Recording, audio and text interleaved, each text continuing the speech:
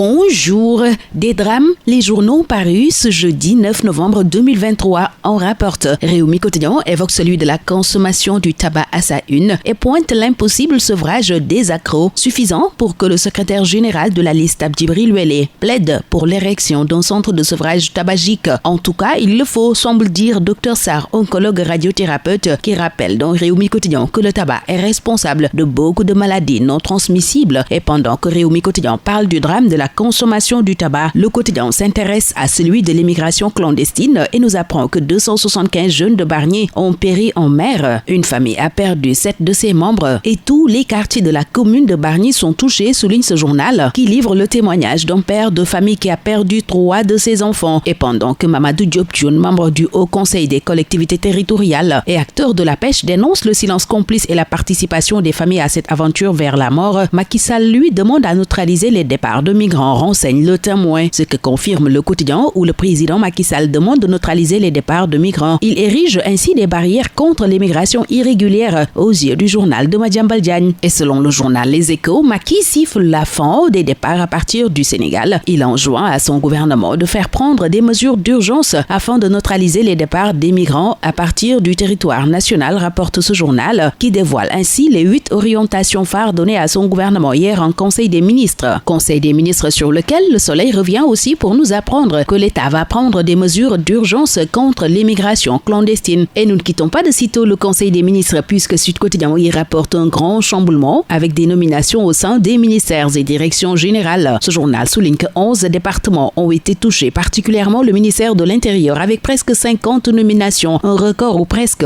qui interroge à 4 mois seulement de l'élection présidentielle du 25 février 2024. Et en plus du ministère de l'Intérieur, le chef de l'État Macky Sall a procédé à des changements et ou permutations au niveau du département des finances et du budget, des infrastructures, des transports terrestres et du désenclavement, de l'économie, du plan et de la coopération, de l'enseignement supérieur, de la recherche et de l'innovation, de la santé, de l'action sociale, de l'environnement, du développement durable et de la transition écologique, de la communication, des télécommunications et de l'économie numérique, de la microfinance et de l'économie sociale et solidaire, du ministère des Sports et de l'artisanat et de la transformation du secteur informel, lit-on dans les colonnes de ce journal. Et c'est dans ce cadre que beaucoup de journaux nous apprennent la nomination de Néné Fatoumata Tall au FONGIP, pendant que selon l'AS, Baïdiba et Abdourahmane Dieye proposent leur second à la douane et aux eaux et forêts. L'AS rapporte par ailleurs que Macky a adoubé Moustapha Ba relativement aux performances économiques et à la maîtrise stratégique des finances publiques et de l'environnement des affaires. Et concernant toujours les nominations, Source A signale que Cheikh Tidiane Coulibaly rejoint les 7 sages. Il a été nommé membre du Conseil constitutionnel par le président Macky Sall. Et Cheikh Tidiane Coulibaly, magistrat à la retraite, remplace Abdoulaye Sylla, précise Sud Quotidien. Mais dans le Témoin, l'expert électoral Ndiaga Sylla crie au scandale après la nomination de Cheikh Tidiane Coulibaly au Conseil constitutionnel. Et dans la Tribune, Macky Sall est prié d'annuler son décret avant l'installation des membres de la Sénat. L'opposition pendant ce temps est vue par ce journal en rang dispersé face à Macky qui déroule ses plans. Pourtant, Walf Quotidien signale cette même opposition en veillée d'armes, signalant un large front en gestation. Et au PDS, la rébellion s'intensifie et se structure, rapporte Les Échos, qui nous apprend que les structures sauvant le PDS et le cercle des leaders de la diaspora unissent leurs forces avec comme objectif de défendre la démocratie interne, le fonctionnement régulier des organes et instances, le respect des statuts et du règlement intérieur. Au même moment, Besbi, qui livre des confidences sur les stratégies et tractations de Karim, annonce un retour et des détours.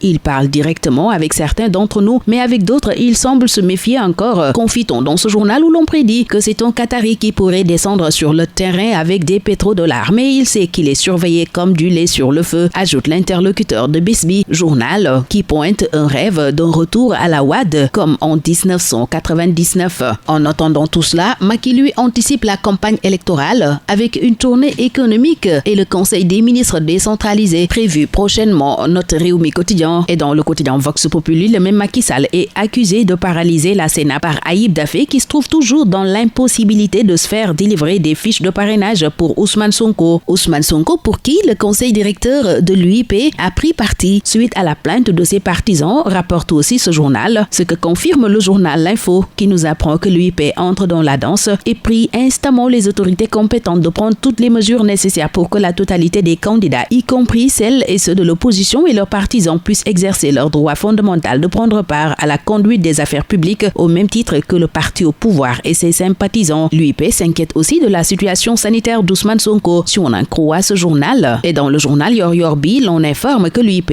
Union interparlementaire, plaide pour la participation de Sonko à la présidentielle. Pendant ce temps, se tenait le procès des membres du PASTEF. Diop Taïf est sorti libre de son procès. Yargazi et d'autres patriotes restent par contre en prison, souligne ce quotidien. Le quotidien Libération livre ce que révèle l'enquête sur le Baïfal tué à Tcheifal lors d'une patrouille nocturne. Âgé de 35 ans, marié à 2 épouses et père de 4 enfants, la victime Moustapha Niang a reçu à bout portant une balle de calibre 12 mm à bile sur le pectoral gauche. Il est décédé sur le coup. Un autre Baïfal est blessé par balle, rapporte ce journal, qui signale que 2 blessés ont été enregistrés du côté des habitants du village. 12 personnes âgées entre 15 et 27 ans ont été par conséquent interpellées. Hannibal Jim, interpellé depuis des mois, est maintenu en prison car sa demande de liberté provisoire a été refusée pour la 5e fois, nous apprend par ailleurs Libération. Et en basketball, Réumi Quotidien nous apprend qu'un technicien espagnol est à la tête des Lions du Sénégal. Aliou Cissé, lui, va dévoiler sa liste des joueurs convoqués pour les éliminatoires du Mondial 2026 ce vendredi, annonce aussi Réumi. Stade s'inquiète des blessures à répétition de Sabali, pour qui ce journal voit une carrière en danger. Balagaï de lui n'a pas de combat. C'est Aziz Ndiaye qui se montre ainsi catégorique dans Sunlombe, où il précise que le Lion de Guédiawaye n'a pas encore reçu d'avance contre Eumeu et qu'il attend le vainqueur de Tafatine Eumeu. Makan lui doit de l'argent, qu'il le paye d'abord, ajoute Aziz Ndiaye qui siffle la fin de ce tour des journaux. Très bonne lecture, excellente journée à tous.